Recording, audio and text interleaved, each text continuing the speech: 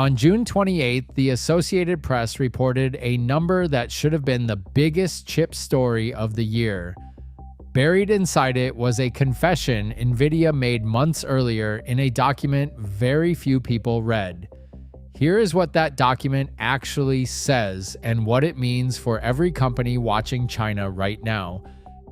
And to understand why a single filing matters more than any press release, you need to know what kind of document this actually is. This wasn't a tweet from Jensen Huang. It wasn't a keynote speech at GTC where executives can wrap bad news inside optimism about the next product cycle. This wasn't an interview where a question about China can be deflected with a pivot to global demand. This was Nvidia's Form 10-K, the annual report every public company in the United States is legally required to file with the Securities and Exchange Commission. Every number in a 10-K has been reviewed by auditors and signed off by lawyers. Lying in a 10-K is not a public relations problem, it's a federal crime.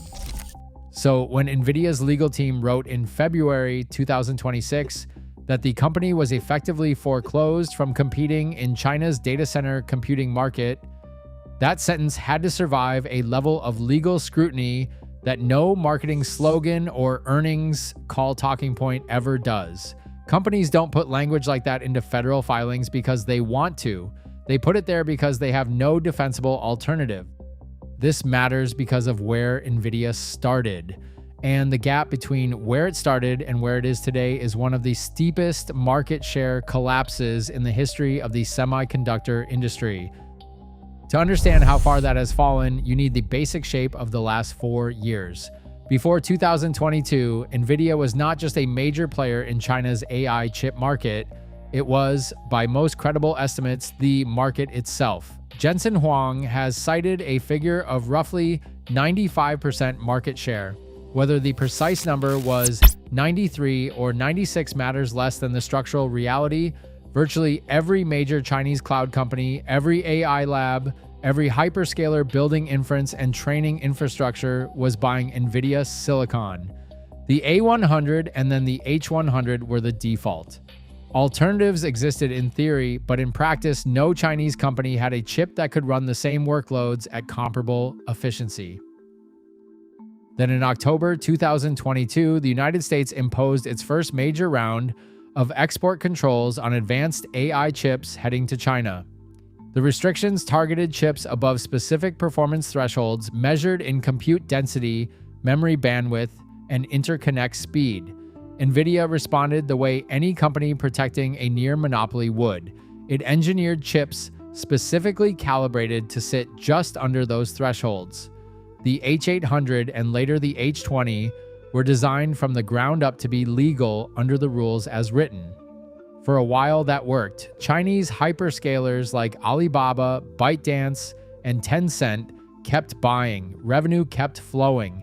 The compliance chips were slower than their unrestricted counterparts, but they were still Nvidia chips, still running CUDA, and still far ahead of anything Huawei or Cambricon could offer at the time. Then in April 2025, the Trump administration closed that loophole and banned even those compliance chips outright. That single decision is the hinge this entire story turns on. Now here's where the official story and the verified facts start to converge from two completely independent directions. Nvidia's own 10-K states plainly that, as of the end of fiscal year 2026, the company was effectively foreclosed from competing in China's data center compute market, and that this foreclosure helped its competitors build larger developer and customer ecosystems worldwide.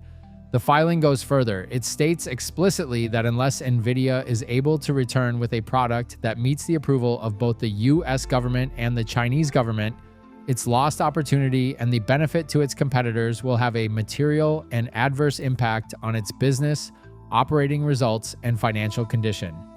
That is a company telling its own shareholders in legally binding language that the damage may be permanent.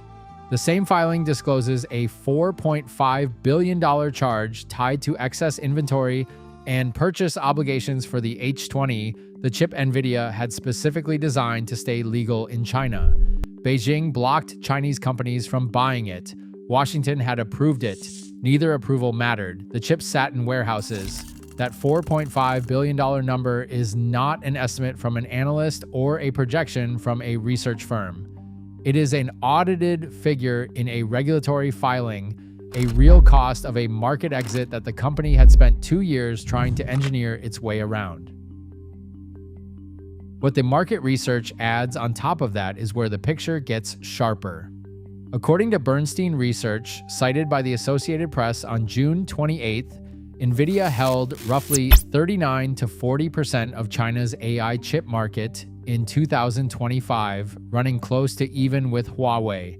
Bernstein's projection for 2026 puts Nvidia at around 8%, with Huawei climbing to roughly 50%. That's not a single data point from one source. It's an independent equity research estimate that lines up with what Nvidia itself disclosed under legal obligation just months earlier. Two separate sources, two separate incentive structures pointing at the same collapse. Antonia Hamaidi, a semiconductor researcher at the Mercator Institute for China Studies, put it bluntly to the Associated Press. Nvidia has definitely lost significant ground to Huawei, which now leads domestically. He Hui, director of semiconductor research at Omdia, framed the shift differently but reached the same conclusion, saying China now believes in its own self-sufficiency and supply capabilities. The companies that should be worried already know this. Here's how they're reacting. Nvidia's response has been less about denial and more about damage control. China and Hong Kong now account for roughly 9% of Nvidia's total fiscal 2026 revenue, down sharply from a market that once represented a far larger slice of the company's business. Jensen Huang himself has acknowledged the company's effective market share in China is now close to zero, a remarkable admission from a CEO who weeks earlier was mobbed by crowds while eating noodles on the streets of Beijing during a visit timed to a US-China summit. Popularity with developers and popularity with procurement officers, it turns out, are two very different things.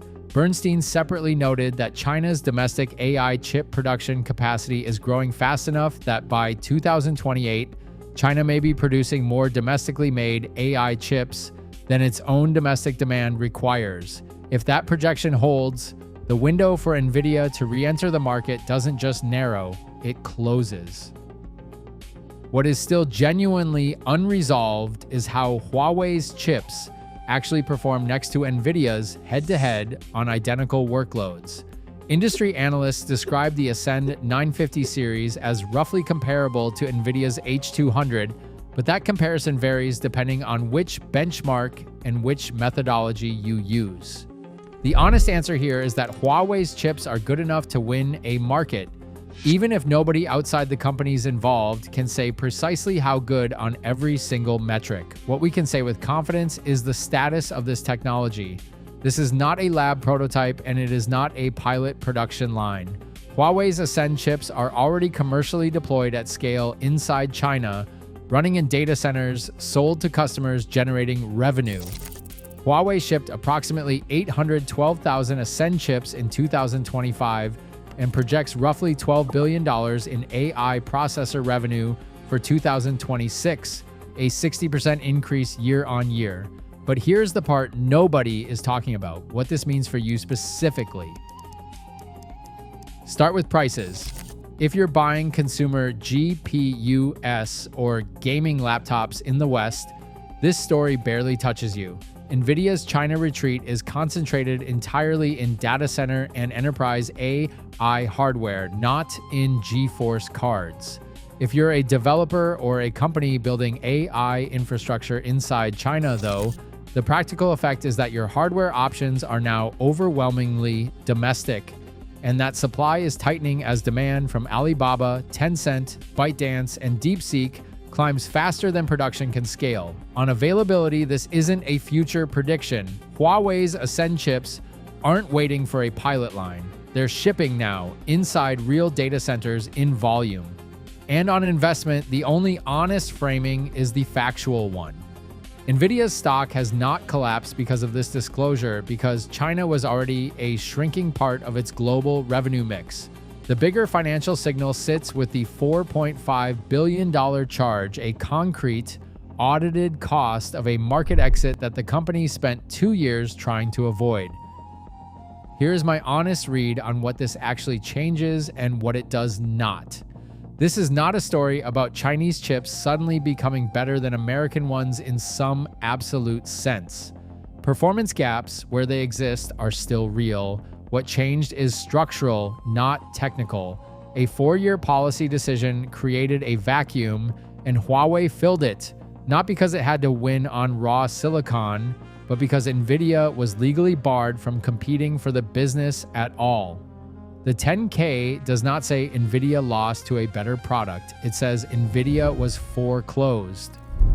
That word, choice, from a legal team writing under penalty of perjury, tells you everything about how the company itself understands what happened.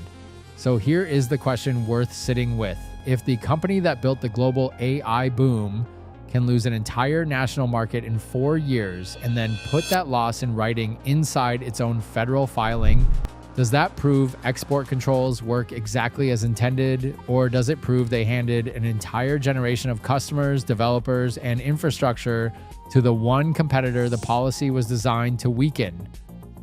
Silicon Brief covers the chip race with verified data, not headlines. Subscribe if that matters to you.